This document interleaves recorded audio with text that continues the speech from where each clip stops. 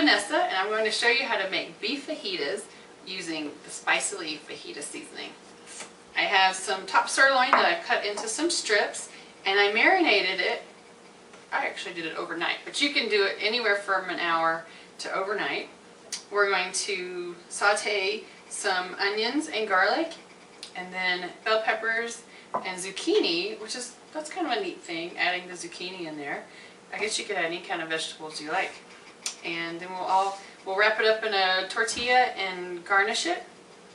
The fajita seasoning that I've used has 7 different spices in it, and it's all combined together. So you can use 1 to 2 tablespoons per pound of meat, and it has chili powder and cumin, oregano, garlic, onion, and a couple others. So you don't have to keep all those individual spices on hand. You can just keep the spice blend.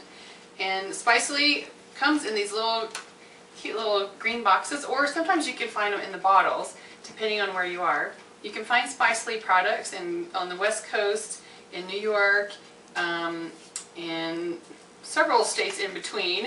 And if you can't find it where you live, you can go online and order the spices at spicely.com.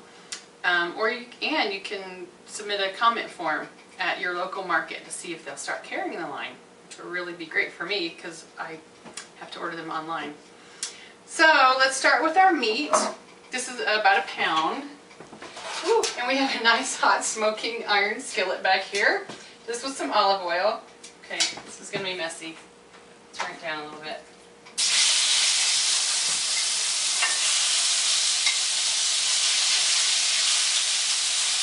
Okay, that's what I like. And these are cooked fast. This particular beef that I'm using is a grass-fed beef, so it's very, very lean. You don't want to cook the heck out of it, but you want to get a nice, quick sear on it, just to give it a little flavor on the outside. All right. This is actually going to cook probably for 4 to 5 minutes, so I will see you in 5. Welcome back. I've seared the beef and taken it off the heat. Now we're going to put in our onions and garlic. It's just 1 onion that's kind of cut into these little wedges, and 2 cloves of garlic.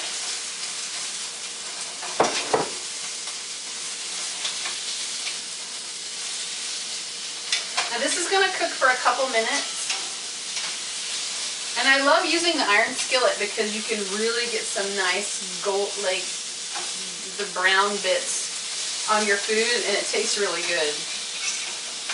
Plus you get the health benefits of the iron skillet. Alright,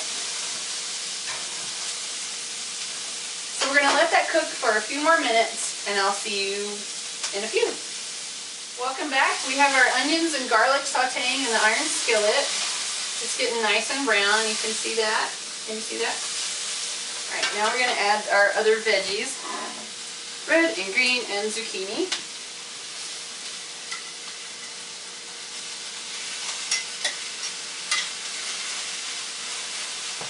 Right about now I'm wishing I had a bigger iron skillet, but this is the one we have.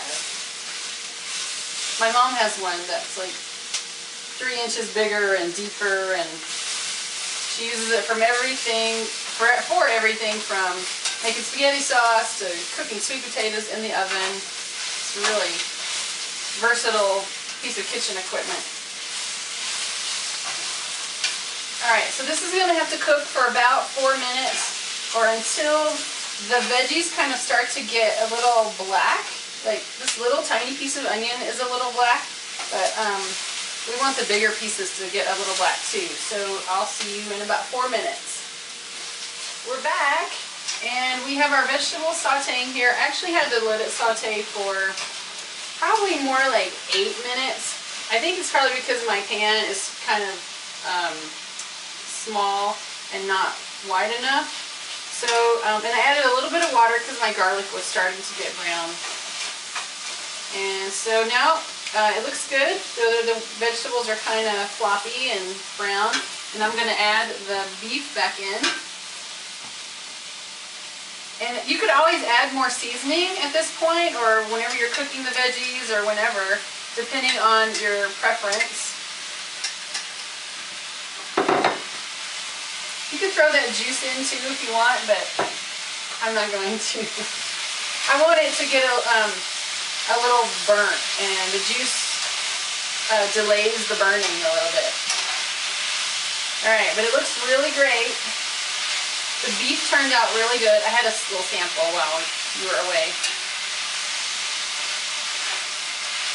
Okay.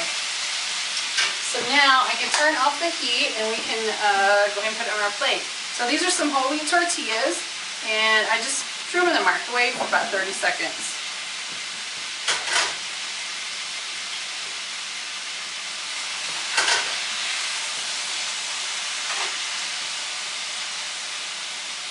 I always overload my fajitas. I don't know about you, but it's a really bad habit I have. So let's try it this way, like this, and put it in. So it's just like hand size. Okay. It looks really good, and it was so fast. I mean, once you do all the prep work, the actual cooking part of it is really fast. So if you have somebody helping you in the kitchen, that would definitely help. All right, so let's do a little tomato. And I got some sliced green onions, a little more onion in case you didn't have enough already. And we'll do some sour cream.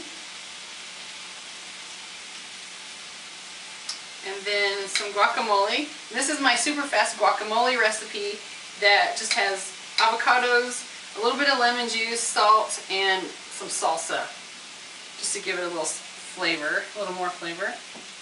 All right, so there we have our beef fajitas using the Spicely Fajita Seasoning that comes in the green box. Find it at your Whole Foods market on the West Coast and other states. Also, what was I going to say? Oh, you can find this recipe online at spicely.com. See you later.